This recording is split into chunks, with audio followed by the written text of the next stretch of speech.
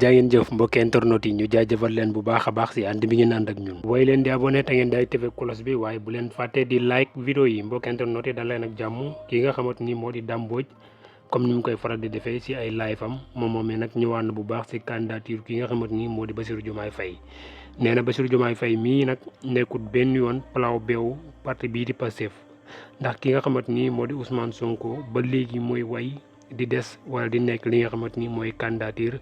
bu parti bii di Pastef la Patriote waaye moom mii nag nee na maanaam nekkul benn yoon membre parti bii di Pastef waaye tamit nekkul maanaam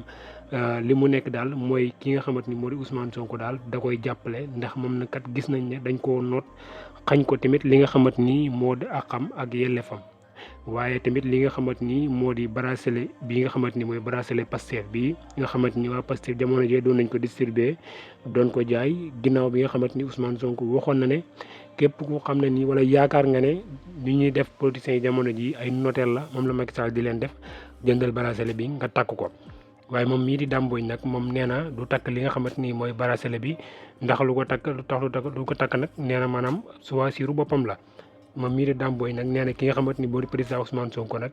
jamono ji luñ ko teg mit na lool tàng nag li gën wala li baax pour ñu war ko def mooy que ne ñu génne ko fi nga xamante ni fa la nekk ndax fa mu nekk noonee kat nekkul benn yoon fi nga xamante ni mooy bërëbam ku wax loolu di ki nga xamante ni moo di Dame Mbodj